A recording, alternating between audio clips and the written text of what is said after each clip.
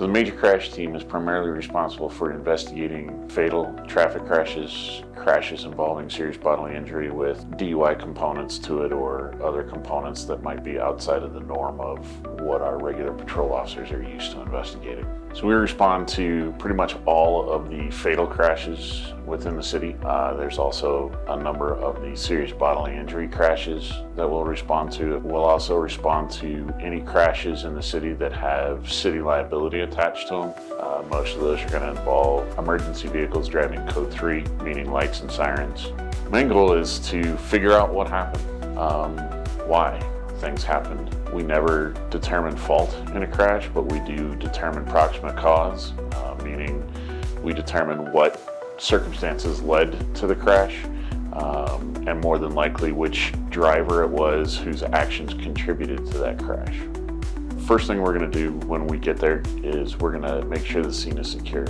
We're going to establish a safe area on the roadway for the investigators who are going to be out there. We're also going to start looking at the roadway, the evidence that's left on the roadway, trying to determine what circumstances led up to that crash. Our entire effort while we're there is to work for victims involved in the crash, try to find some closure for families and be able to provide answers for what may or may not have happened. The detectives that work for me right now, their training varies, but for the most part, they'll go through classes for accident reconstruction levels 1, 2, and 3. They'll also participate in some additional training, which is auto versus pedestrian, auto versus motorcycle. Those classes all deal with the science and what happens at the time of crashes and how to be able to read both the vehicles, the roadway, and the evidence that's left there. And we're constantly keeping up with different and new technologies. Investigators are also very well adept at downloading vehicles in order to gain information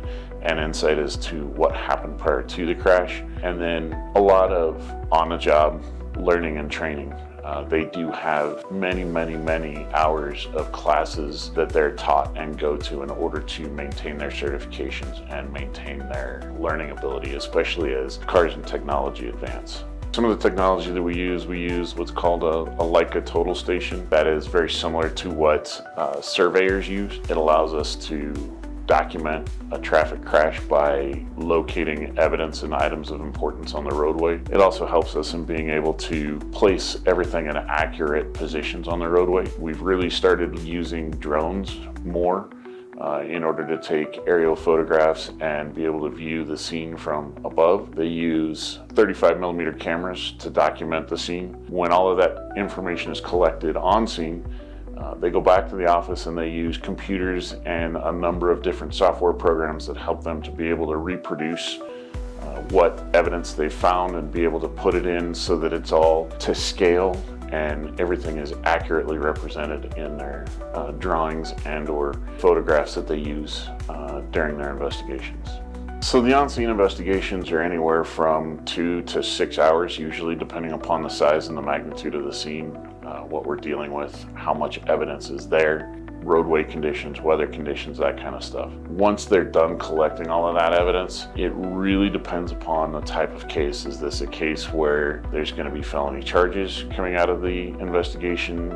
Those you can count on being anywhere from 40 to probably 120 or more hours in an investigation. There's numerous follow-up that has to be conducted. As we all know, video surveillance is prevalent in our community, and they have to walk those scenes and be able to find, contact, and recover all of the surveillance videos in order to be able to evaluate the information that they're looking at.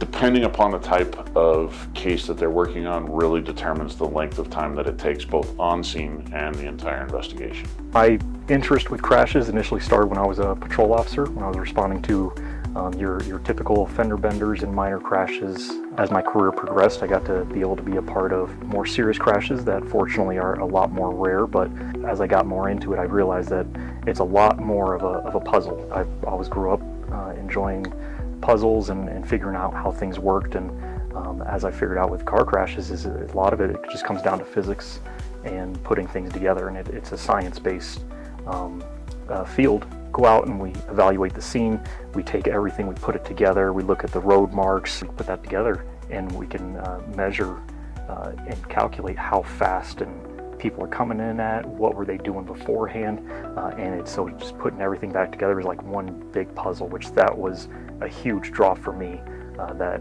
I really enjoyed, and how I got into the field, and I can't imagine doing anything else right now. We work pretty closely with State Patrol. We share different training and different information that's evolving in the crash investigations. We do work with victim advocacy quite a bit. We also work with the DA's office, the coroner's office, and the local hospitals when it comes to those investigations.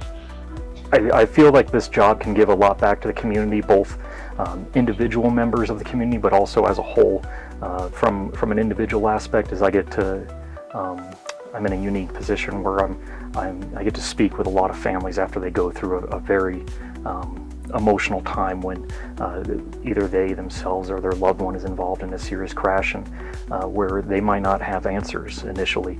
And I get to be that person that goes out and figures out what happened, and I get to provide those answers. As far as for the entire community, is we can look at either trends that we're seeing here in the city and coordinate with other entities, other agencies, both within the city and outside, and we can figure out what can we do better to prevent these crashes, and can actually evaluate, do we need to look at better lighting for an intersection? Do we need to look at adjusted speed limits? Do we need to or look at just better education, so we can go back and use all the information and data that we gather as a result of our investigations, and figure out how we can make our roadways safer.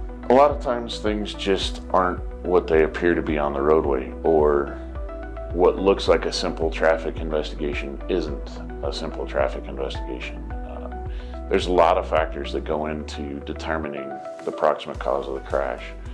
There's a lot of time and hours that goes into reviewing surveillance videos and using science and technology in their favor in order to be able to reproduce it. And ultimately, there are those times where we could wind up being stuck with not being able to completely determine everything that happened in a crash. What I would tell people is the same thing I've told to young drivers: look out for any type of hazards that might present themselves out there on the roads, because it could be anything. It could be a car without headlights at night. It could be a deer. It could be a bicyclist. It could be all these different things. And so if you're focused especially at night, looking for a vehicle, that's all you're ever going to see. But if you look out in the distance, you think something doesn't look right, take the time to evaluate that. Slow down your car to figure that out, because it could be a hazard that that really could you have a chance to avoid at that time. And when it really comes down to it, just obey the traffic laws.